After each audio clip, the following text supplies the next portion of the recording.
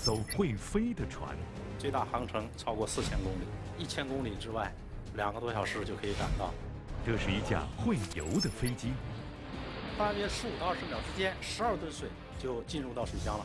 在2米浪的情况下，可以单次救援50人。这是目前世界在研最大的水陆两用飞机。我们的翼展是38.8米，和我们经常乘坐的民航客机比它们还要大上1圈。而它就是这架国产水陆两栖大飞机昆龙 AG600的总设计师黄岭才。鲲鹏展翅，蛟龙入海。AG600飞行员是否也要是水陆两栖的呢？请问您在设计昆龙 AG600的时候，有考虑过水里的鱼的感受吗？历经9年，研制水陆两栖大飞机，填补中国空白。AG600能否在极其恶劣的环境下起到救援的相关的作用？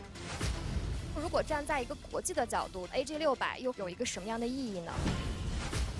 我的时代答卷，本期演讲者黄岭才。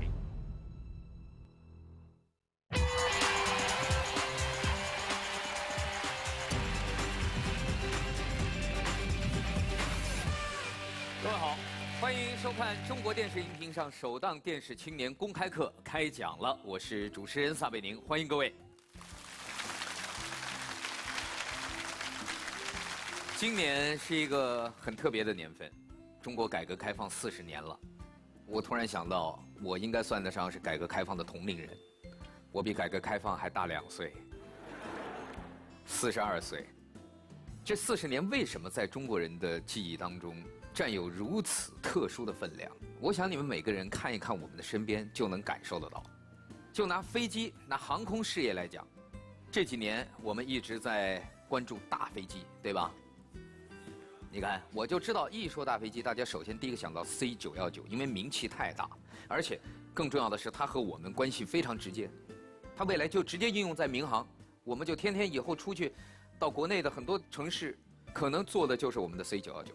但是，大飞机其实是有3剑客，另外还有一架大飞机是军用，对，胖妞，就是运20，还有一架大飞机。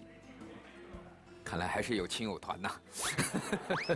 AG600，我们国家的国产水陆两栖大飞机。我们过去这1年多一直在邀请我们今天的这位开讲嘉宾，为什么1年之后，我们的这位开讲嘉宾才愿意来到这里和大家分享他的故事呢？接下来，让我们掌声有请国产水陆两栖大飞机昆龙 AG600总设计师黄岭才，有请黄总师。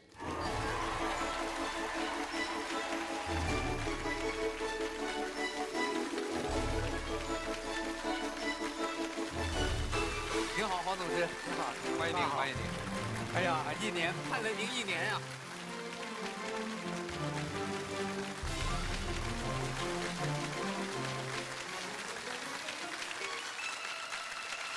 谢谢各位，请坐。谢谢，谢谢。刚才我跟大家卖了个关子，我说真的是1年前开始邀请您的，对吧？是的，这个时间确实没错，不是夸张。为什么您跟我们说工作没有结束？那个时候不是首飞已经成功了吗？对于我们这样一款水陆两栖飞机，陆上首飞成功只是我们工作的一个重要的阶段。最重要的，对于我们来讲，是要实现它的水上首飞，才能真正的让大家看到我们水陆两栖飞机实至名归。这个陆上首飞之后到水上首飞，中间要用将近1年的时间。主要还是这个飞机的设计难度带来的。那么我们都知道，陆上飞机，那么是在空气中去飞行，对啊，是单一的介质。对，轮船是在水中航行，也是单一的一种介质，它不跨界，不跨介质。对。那么对于这样一款全新的水陆两栖飞机，我们首先是在陆上把飞机的总体气动布局、所有的动力系统、操纵系统、液压航电等等进行充分的验证。那么在这个基础上，我们再去逐步的开展水上的相关的验证。因为水上的这个验证难度要比陆上要复杂、要困难得多，所以我们实际上通过2次首飞，是把这个飞机的水陆功能，是分步实现的。所以水上首飞，当时您在飞机上吗？我在塔台和您我们的在塔台飞行指挥在一起。啊，关于这个名字“昆龙 AG600”，当时起这个“昆龙”这个名字的时候，是一个什么样的用意？鲲鹏展翅，蛟龙入海，这样的话就把它水上和空中的2大特点全部融合在一起。上天为鲲鹏，入海为蛟龙，所以它应该是所有的飞机里游泳游得最好的，所有的船里面最能飞的。对，它确实是一艘会飞的船，一架会游泳的飞机，一个完美的结合。所以这样一个了不起的昆龙，究竟在它诞生的背后有多少故事？接下来我们就把这个讲台留给黄总师，让黄总师来和我们一起分享您的故事。好，请您开讲。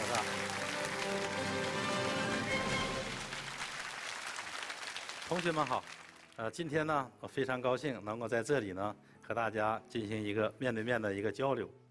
我们的昆龙 AG600之所以把它称之为大飞机，飞机的外扩尺寸和我们经常乘坐的干线航空160到170座左右的民航客机，比它们还要大上一圈儿。我们的翼展是38.8米，要比同类型的飞机宽大约10米，机身要长3米到4米，飞机要高1米多啊。AG600中文的全称名字比较长，叫大型灭火水上救援水陆两栖飞机。这个名字其实很恰当地反映出了这款飞机的目的和作用。最大航程超过4000公里，我们执行救援任务，在2米浪的情况下可以单次救援50人。执行灭火任务的时候，我们一次可以给水12吨，可以在火场和水源地之间循环往复多次给水投水，以提高灭火的效率。它的研制可以说是填补了我们国家水陆两栖大飞机的领域空白，那么对加快我们国家应急救援体系建设和自然灾害防治体系的建设具有非常重要的意义。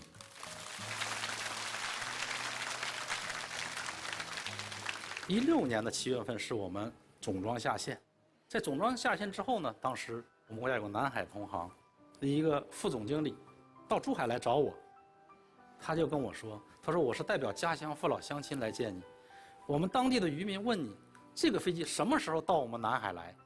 我当时很诧异，我说我们渔民为什么会关注我的这款飞机呢？那么后来他就跟我讲，他是谭门镇人，谭门镇是我们南海渔民最早生活的地方，他们祖祖辈辈在那里打鱼。当时给我看到了有几百年前留下来的航海图，清清楚楚地标志着整个南海的海域，我们有多么辽阔。他们想走向远海捕大鱼，但是说我们不敢去。每年都会有一些海上的一些灾难性事件的发生，都会有人员的伤亡。他说这款飞机总装下线了，快点到我们南海来。只要有了这款 AG600飞机，那么一旦我们在海上出现了事件事故，政府一定会用 AG600来救我们。当时我觉得，哇，这件事情原来想完成国家交给我的任务，原来我们的每一件事和活生生的我们的身边的渔民群众这么密切相关。后来我也回想起，当时就是马航事件发生的时候，尽管飞机出事的地点不是在当时指定的位置，但当时我们第一艘赶到现场的救捞船是在10个小时以后，人在海水当中，最佳救援时间是2到5个小时。所以有时候我在想，那么明天可能还有一个其他的事件，也许我们自己就在这飞机上，也许我们的亲人就在这个飞机上。如果出现了这样的事件，我拿什么来拯救你，我的亲人？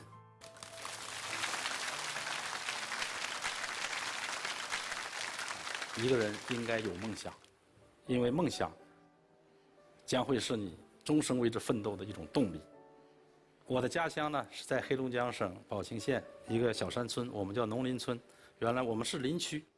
那么在我们小时候呢，由于东北很早就有航空护林，偶尔会看到飞机从天上过，我们都觉得很新奇啊，我们会追着跑，一直看不见为止。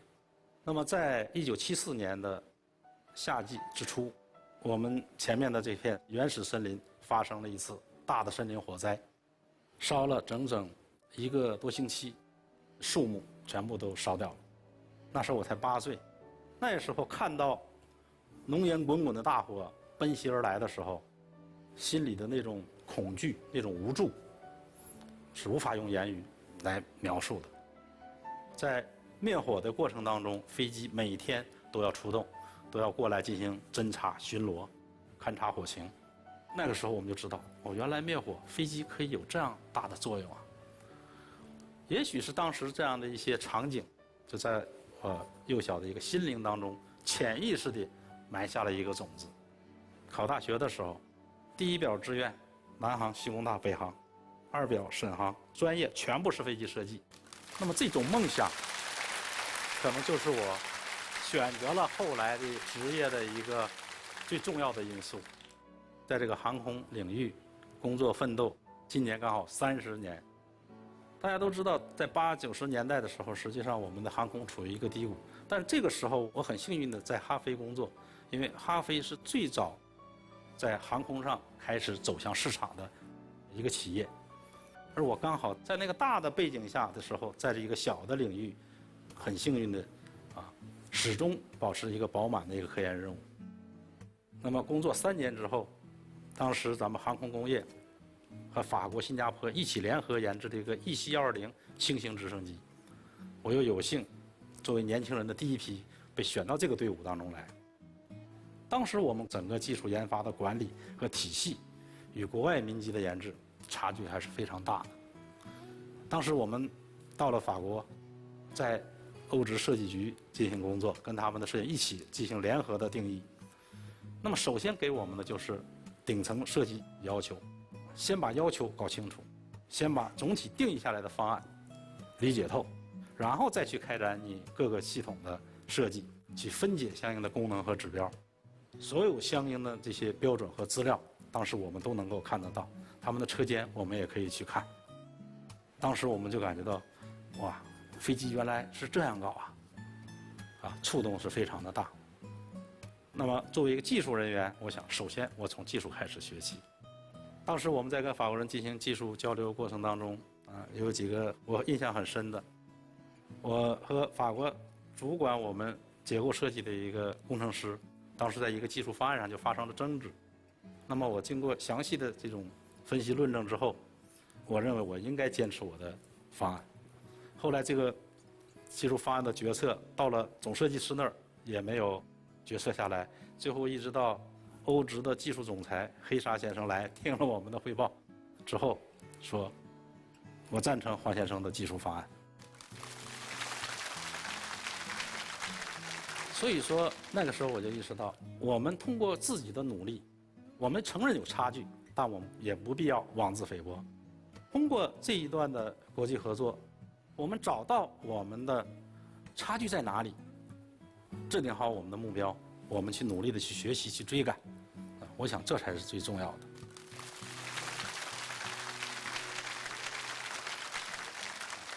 正是在整个这个过程当中，那么我很幸运，就是始终以一个非常饱满的这种任务状态去工作。但是在90年代，大家都知道，南方随着经济改革的开放，已经显现出快速发展的趋势，机遇很多。我有个同学当时在深圳，给我写信，说到南方来发展吧。但当时我就在想，我们都走了，去挣钱了，那么这份事业谁来去干？总要有人坚守下去。其实在这个过程的同时，还有一大批的像我一样的这种坚韧不拔者，在始终为我们的航空事业在奋斗。他们有当年参加过水轰五研制全过程的老前辈们。今天我也很荣幸在这里介绍特飞所总工程师宋明德老前辈。我们宋老前辈一直这么多年在我们特飞所，在我们水上飞机领域为之奋斗。还有60年代、70年代、80年代毕业的一些大学生。我们每个人也都在这个历史当中尽到了自己的一份力量。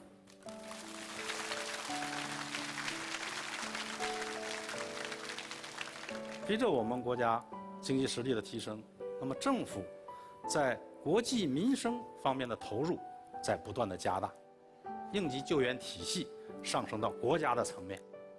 大家都知道，2008年由于汶川地震和南方冰雪灾害天气的影响，那么给我们国家造成的损失非常的巨大。当时在汶川地震解决堰塞湖的时候，发挥最重要作用的是那个米2.6重型直升机，它把重型工程挖掘机直接吊到堰塞湖上，把堰塞湖挖掘开，先期泄洪，就防止了后续的次生灾害的影响。因此，国家就意识到，在大的灾害面前，大型航空装备会发挥巨大的作用。刚好时机到了，那么这个型号就在09年正式由国务院批准立项，所以才有了我们今天的水陆两栖飞机昆龙 AG600。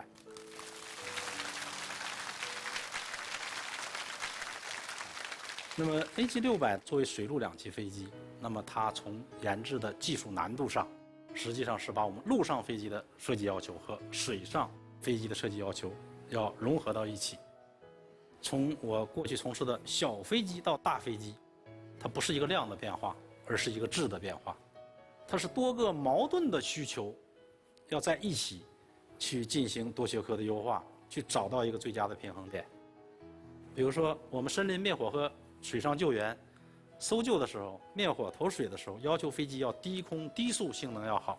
投水的时候离树梢30到50米，高度要太高的话，水投下去就变成雾气了，没有灭火效果了。但是呢，我们为了解决远海航程远、快速到达，你还要有一定的巡航速度，那么又要求我飞得慢，还要求我飞得快，这就是一顿矛盾体。另外，从我们飞机水上和陆上来讲，那么运输类飞机为了装载机身圆筒型的，这样我起落架的布置、受力和收放相对会容易一些。而我们水上飞机要为了减少阻力，形象的讲，你要把这个机身设计成像赛龙舟一样细长，机身一窄，起落架就没有地方去安装支撑了，这又是一顿很大的一个矛盾体。从飞机的结构设计上来讲，我们搞工程技术都知道，为减轻每一颗重量而奋斗。但飞机着水要在2米浪，你就要有足够的强度去抗击水的冲击、海浪的冲击。像这种矛盾体，我们的总体技术方案经过近3年的努力，我们在12年底把总体方案确定下来了。那么随后，我们才转入到了我们的后面的初步设计、详细设计。那么在这个过程当中，我们始终是坚持了自主创新，通过一系列关键技术的突破，形成了我们水陆两栖飞机的技术体系。可以说，这是一款真正的具有自主产权、自主配套的国产民机。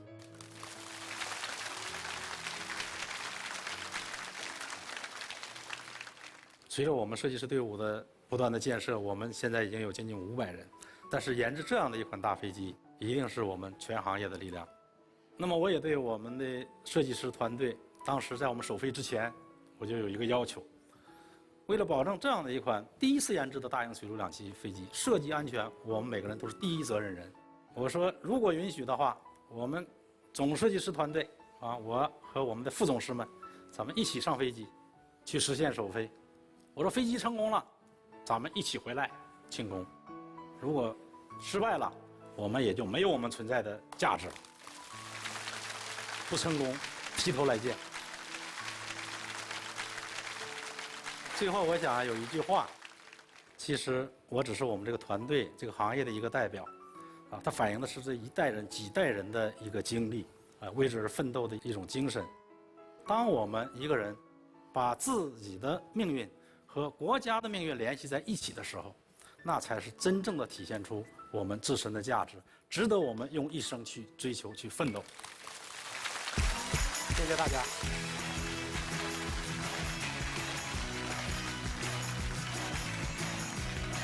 谢谢黄总，谢谢。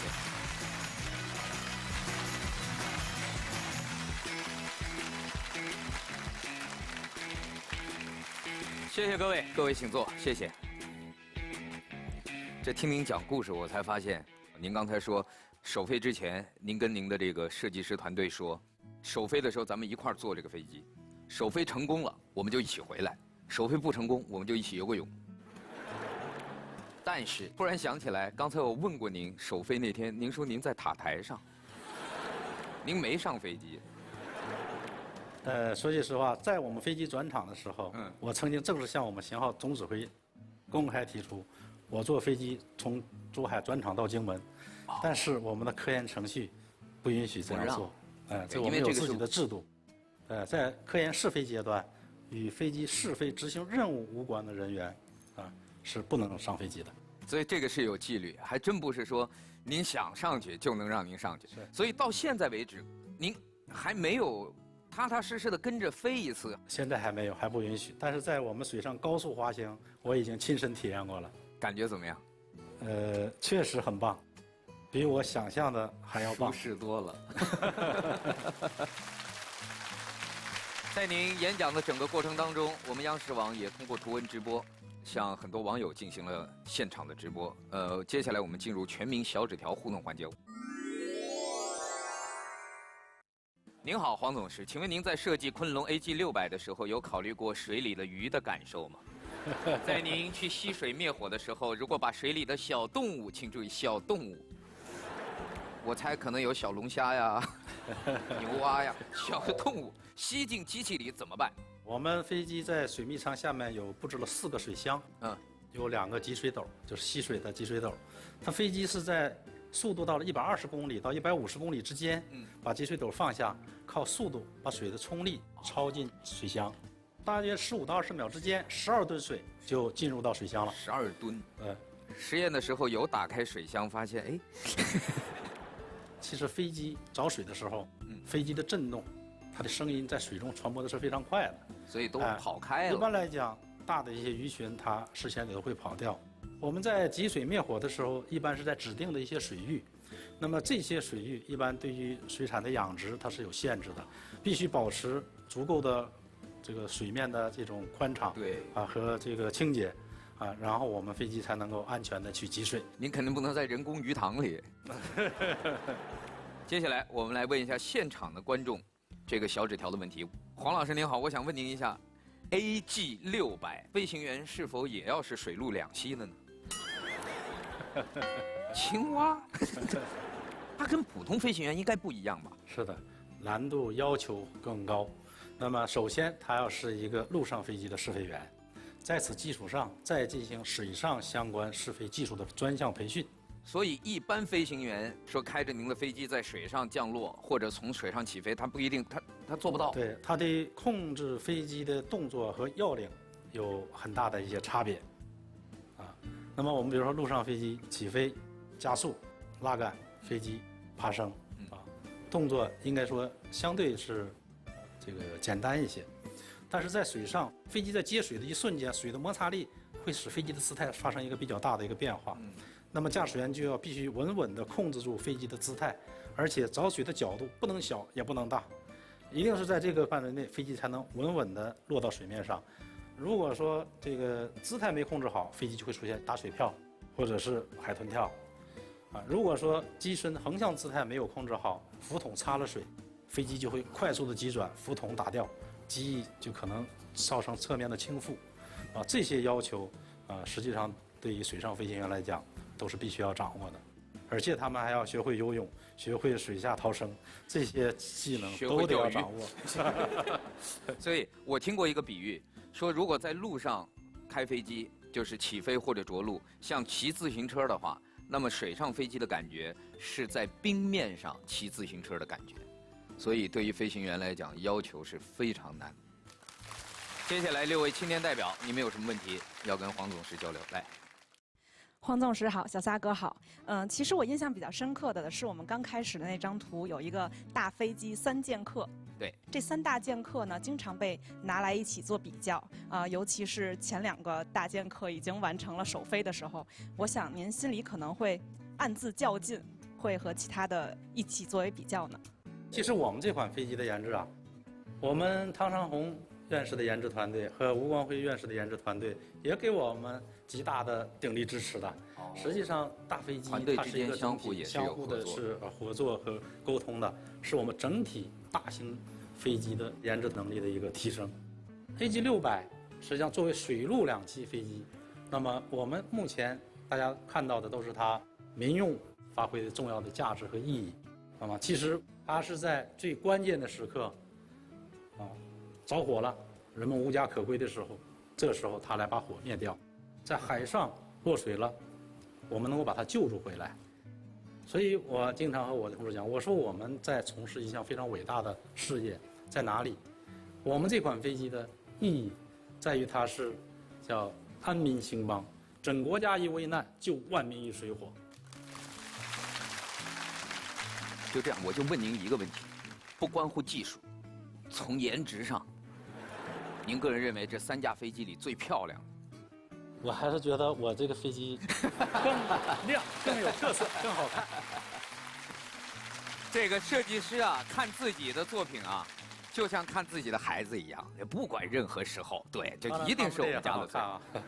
我来之前还特意看了另外2期节目，一个是总设计师，一个是机长。其实2个人风格差异非常大。就是在首飞成功之后，总设计师的整个团队呢，可能就是抱头痛哭、热泪盈眶。但是机长呢，他说他下来之前特意整理了一下头发，整理一下衣着，然后出来要以一个很帅气的形象，然后跟大家招招手。所以我很好奇，这个 AG600在2次首飞成功之后，您是痛哭流涕系列呢，还是整理发型系列？说实话，第一次在珠海实现陆上首飞，当飞机一离地那一瞬间，就已经热泪盈眶了，因为那是真正的第一次离地，那是可以说心是悬在嗓子眼儿的。等飞机在空中飞行完回来，一落地，眼泪就唰就下来，控制不住了，真的控制不住。但是到了水上首飞，更多的是一种踏实。因为我们陆上飞机本身我的性能已经得到了充分的验证，所以这次回来我只是心更踏实而已，而且心情会很放松。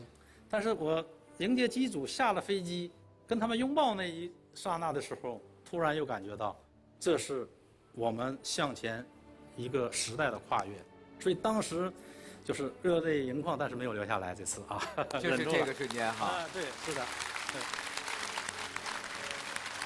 果然啊，你看，机长们都比较淡定从容，但是您看您脸上那个笑容和您的动作，合不拢嘴，那种激动的心情，真的像看着自己的孩子第一次骑自行车远行一样那种感觉。对，谢谢。好，谢谢。下一位。刚才黄总讲到咱们的 AG600在救援的作用时，我特别的兴奋。而且也很激动，场面历历在目。因为我是来自青岛市救生协会海上救援队的一名队员，神圣的职业。我从事这个职业有4年多了。那么在这4年呢，平均每年呢大概都有100多起的救援事故。那我们在平时的近海救援过程中呢，救的最多的是一些渔船。渔政，还有一些游泳的爱好者，还有出海的一些游客。那在救的过程中，我们其实最实用的是一些非常方便、灵巧、非常便捷的一种救援交通工具。那您刚才提到了，在 AG600，这是目前世界个头最大的水陆两用飞机。那么它在于这个近海救援的时候，那么是否个头越大，它的用处就越大呢？我们国家的海上救援整个体系啊，目前呢主要是以舰船和直升机为主。其实，在近海近距离，那么直升机的优势是比较明显的，无论你风浪多大，它可以悬停。但是呢，在300公里以内以直升机为主，那么再远，直升机的航程就受到影响了。比如到了500公里、1000公里以外，那么船舶的速度更慢，这个人的生存率会大大的降低。那么 AG600呢，实际上它的最大作用是在中远海的救助。未来我们国家的救援体系一定是 AG600直升机、舰船以及辅以其他航空器形成的一个综合救援体系，以实现它最高的一个效率。所以，您的这个 AG600不光是航程远，而且它一次救援能力也比直升机要大。我们的单次可以救援50人，在我的飞机上有44个座位，6副担架。因为我们的巡航速度480公里，那么1000公里之外，2个多小时就可以赶到，就能够在最佳的黄金救援时间内把人员救到飞机上。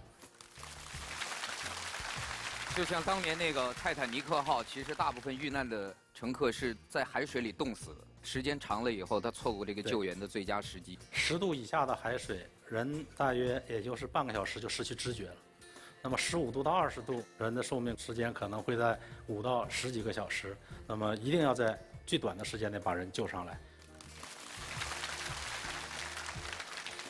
我了解了一下，在2014年，咱们国家的海洋局有一个公开的信息，在中国的南海地区，浪高在3米的天数是在140多天，浪高在4米的时候呢是在70多天，那浪高在6米的这种狂浪的天数呢在12天左右。那我想问一下 ，AG600能否在这种极其恶劣的环境下，它还是否真的可以起到这些航行啊，它的还有救援的相关的作用？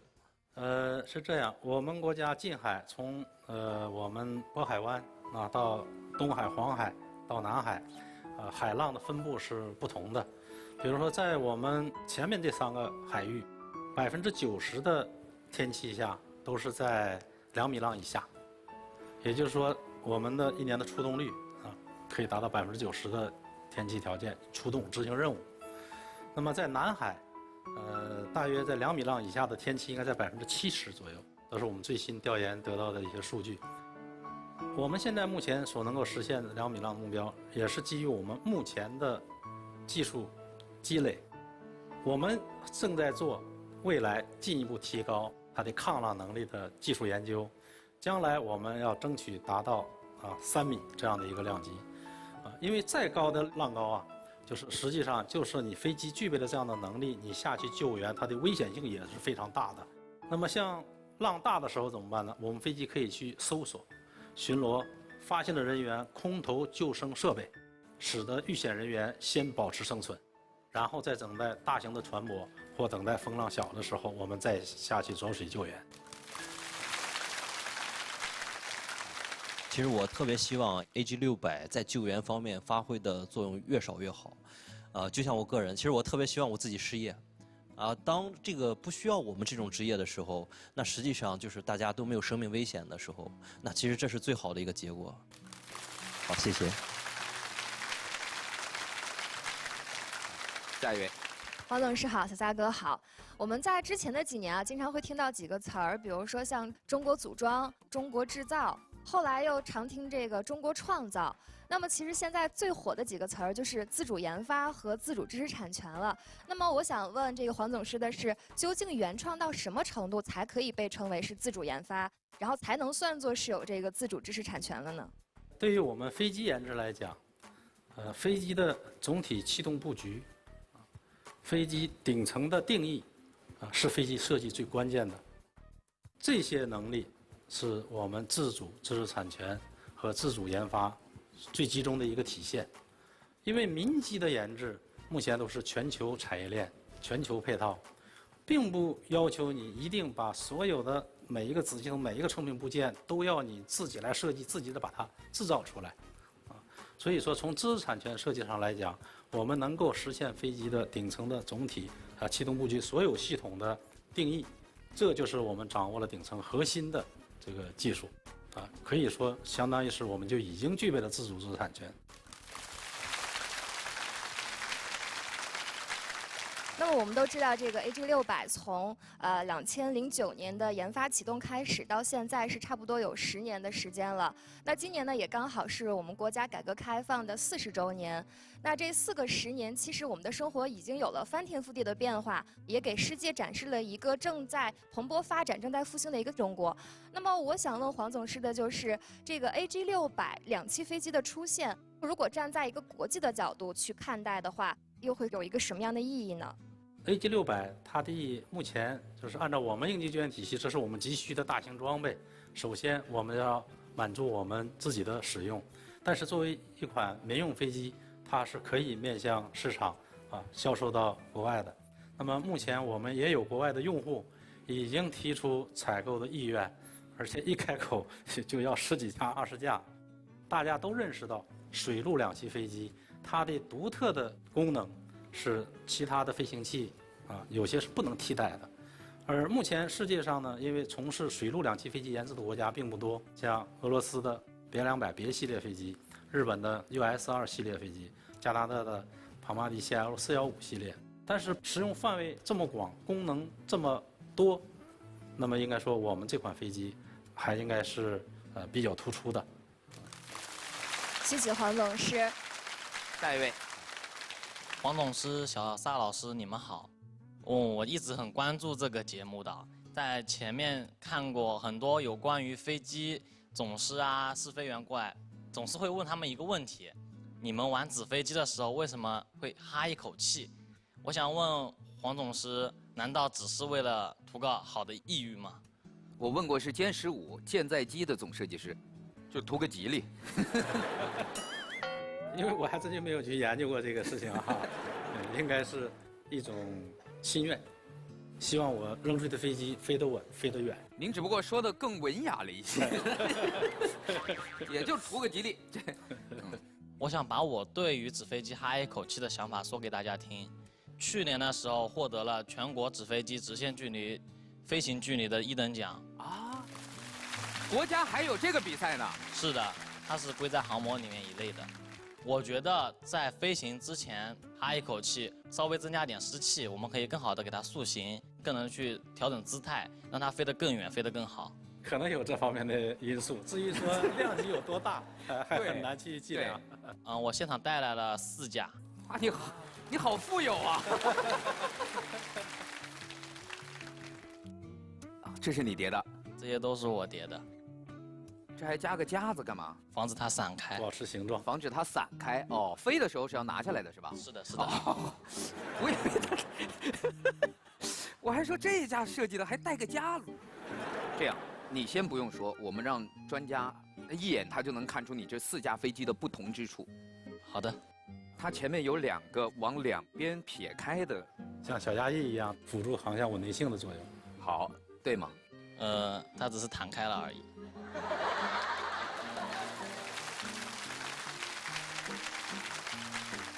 你这飞机是你叠的吗？是我叠的。其实这些飞机都并不算是我们自主研发的。对，肯定之前都有人这么叠过。但是有一架是我们自主研发的。看哪架都像我小时候叠过的。这种飞机我没有叠过。这个黄总师认为是这架，我认为是这架。都错了。那就是这个。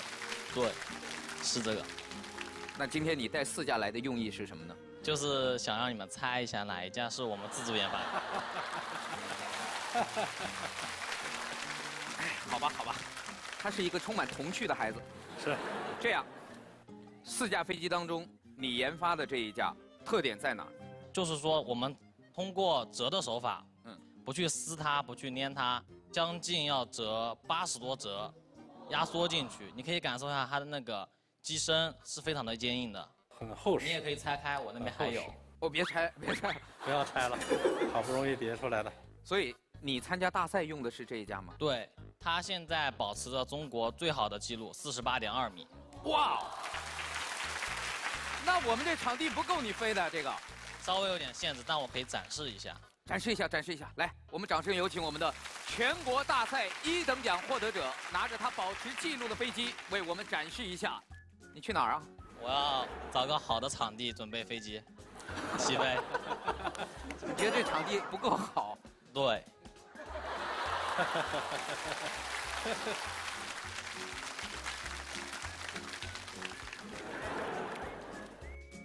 哦，他要从上面飞，哇！就是飞之前，我想再声明一下，他出了我手，我就管不了他了，就有可能扎到你头上。他哪知道？头盔哪？这怎么还打起仗来？就是你们稍微闪开一点，我怕这个速度会很快吗？对，我能感觉到，因为它分量挺重的。那我准备飞了。好，加油！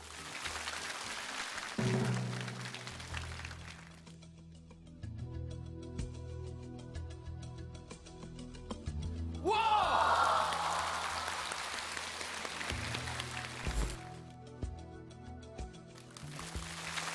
厉害厉害！哇，这屏幕扎了个洞哎！不会让我赔吧？可以，它这个还真的是纸飞机中的战斗机的感觉。是，我觉得真是又一下子把我们带回到了童年的快乐当中。但是，也许一个伟大的梦想，恰恰就是从这最初的这种快乐起步的。是的。所以谢谢你，谢谢谢谢。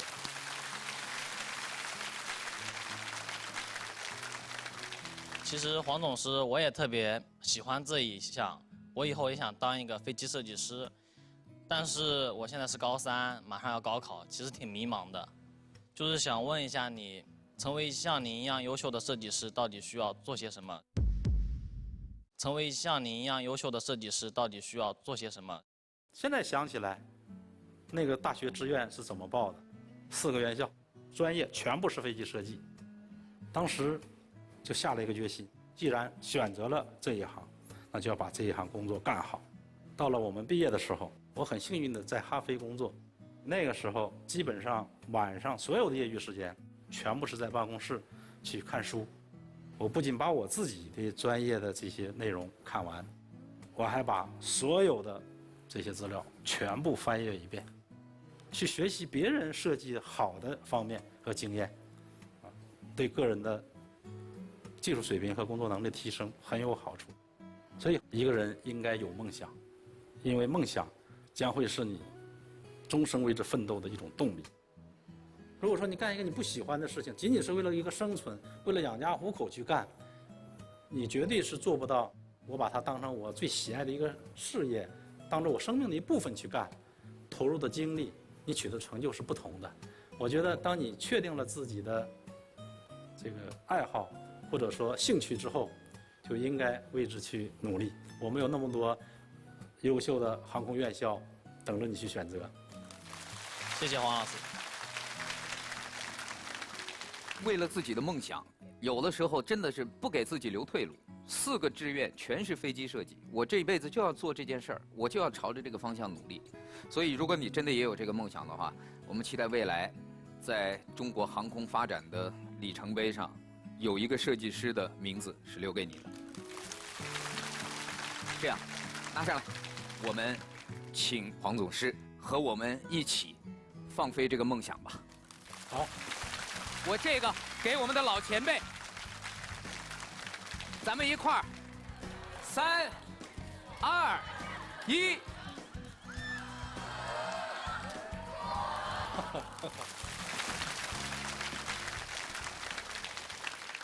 今天的节目到这里，我们分享了很多的故事。正是因为有一批人的坚守，有一批人始终知道自己的责任和职责所在，所以才在今天撑起了中国改革开放发展的未来。您刚才演讲中说的那句话，我拿什么拯救你，我最亲爱的人？但是我想，此刻我知道我们拿什么来感谢你们，那就是拿40年改革开放今天的成就，拿未来我们还将继续在这条路上无数的我们的接班人，我们的年轻一辈去传承这样一种责任和精神。我相信未来这个国家和民族会更加的美好幸福。再一次感谢您给我们带来的精彩开讲，谢谢。下一期开讲再见。